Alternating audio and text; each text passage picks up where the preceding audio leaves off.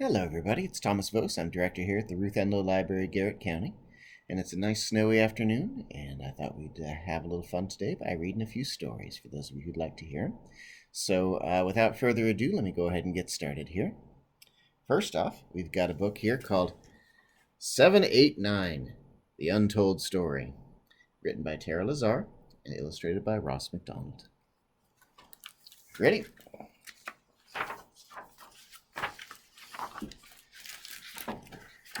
It's always hard to figure out where to sit to hold these. So. 789, The Untold Story. I was dozing in my chair when an urgent banging on my office door bolted me awake. It was 6. Something had scared the pants off him. 7 is coming to get me, said 6. As a private eye, I'm used to his type. Numbers. They're always stuck in a problem. But I knew about this 7 fellow. He was odd. Take it easy, 6, I said. What's 7 up to? Word on the street is that 789, and now he's after me, said 6. Well, technically, he's always after you, I said. There's 5, then 6, then 7. See, that proves it. I told 6 not to panic. Stay here. I'll get to the root of this. I hope so, said 6. I fear my days are numbered. First, I went looking for 8. She's usually caught between 7 and 9. I found her at the corner of 2nd Avenue and 4th Street, but 8 knew nothing. Nada. Zilch. If it's true, 8 said, then I'm next in line. In a flash, she took off her belt. Now 8 looked just like 0. Good disguise. I needed a solid lead. I strolled into Cafe Uno, leaned on the counter, and ordered a slice of pie. B, the waitress, had a scoop. Yeah, I heard 789, she said. So you haven't seen 9 around? I asked. Negative, said B. He just disappeared. So 9 was gone. I couldn't let 7 be the one that got away. But I needed more data. I went to see 11. She and 7 are like 2 peas in a pod. 7 couldn't have done it, said 11. He's on vacation. Are you sure? I prodded. I'm positive. I saw him leave.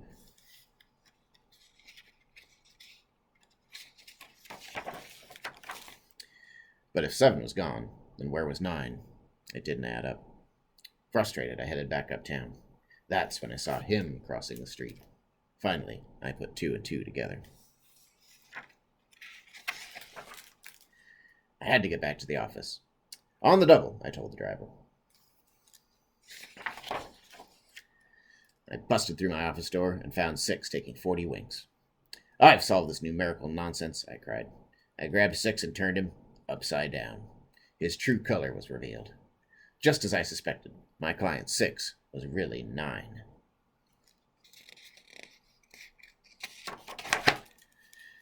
You had everyone worried, 9, I said. Why did you say that 789? Because 7 gets all the attention.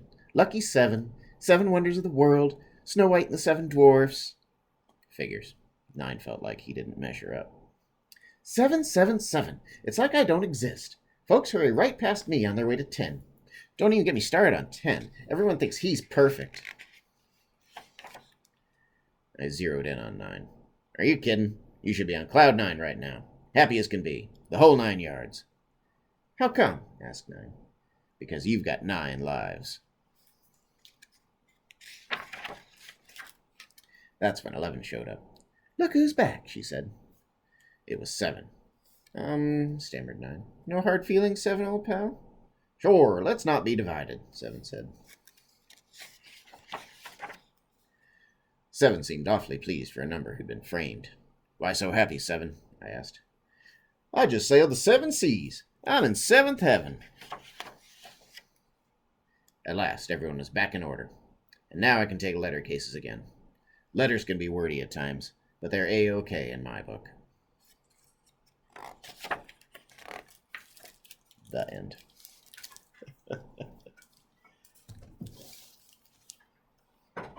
All right.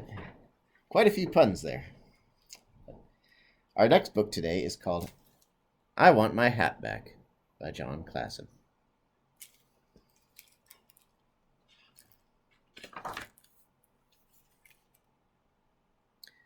My hat is gone. I want it back. Have you seen my hat? Have you seen my hat? Wrong voice. No, I haven't seen your hat. Okay. Thank you anyway. Have you seen my hat? No, I have not seen any hats around here. Okay. Thank you anyway. Have you seen my hat? No. Why are you asking me? I haven't seen it. I haven't seen any hats anywhere. I would not steal a hat. Don't ask me any more questions. Okay. Thank you anyway. Have you seen my hat? I haven't seen anything all day. I have been trying to climb this rock. Would you like me to lift you on top of it? Yes, please.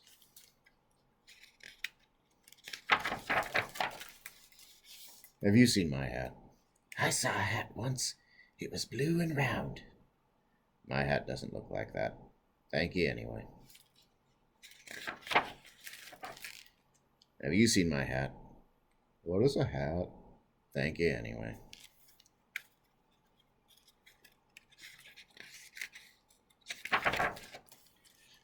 Nobody has seen my hat. What if I never see it again? What if nobody ever finds it? My poor hat. I miss it so much. What's the matter? I've lost my hat, and nobody has seen it. What does your hat look like? It's red and pointy and... I have seen my hat.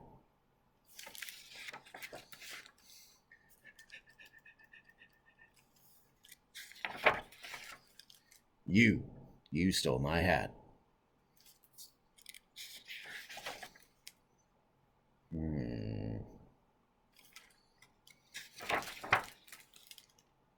I love my hat.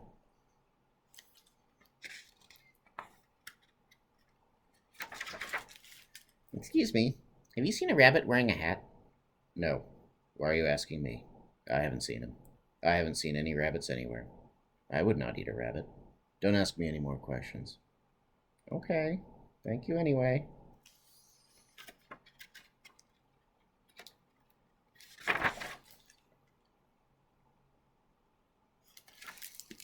That end.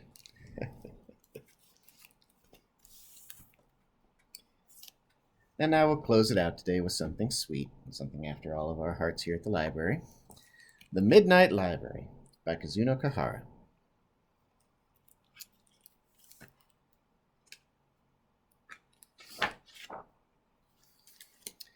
The Midnight Library.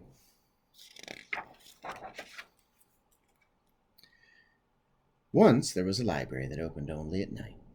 A little librarian worked there with her 3 assistant owls, because owls are awesome. Every night, animals came to the library from all over the town, and the little librarian and her 3 assistant owls helped each and every one find a perfect book. The library was always busy, but it was also a peaceful and quiet place, until one night when... Bang, crash, toot! A band of squirrels began to play music. Shh, said the little librarian. Please be quiet in the reading room. We're sorry, said the squirrels, but we're trying to find a good song for our next concert. Then follow me, said the little librarian, and she showed the squirrels to the activity room. Silence settled upon the library once more, while the band played their instruments as loud as they liked. Later that night, the little librarian was busy putting books away when suddenly it started to rain. Oh dear, said the little librarian. There must be a hole in the roof. But sitting on top of a bookshelf, she found a wolf. And she was crying so much, her tears fell like rain. What is the matter, Miss Wolf? Asked the little librarian. Something very sad happened in my story, and I can't read it anymore, replied the wolf. Please don't cry, said the little librarian, and she took Miss Wolf to the storytelling corner. They read the book together until gradually the wolf began to smile. The librarian and her assistants knew the story had a very happy ending.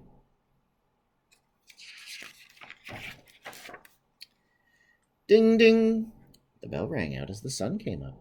It was time for everyone to go home. One by one, the animals left the midnight library, all except one new visitor. A tortoise, reading slowly in a corner, and he would not move. "I must stay until I finish reading this book," said the tortoise. "I only have 500 pages left." "Let us make you a library card," said the little librarian. "Then you can borrow this book and take it home with you." "How wonderful," said the tortoise, "and how lucky I am." "Goodbye, Mr. Tortoise. Have a good day."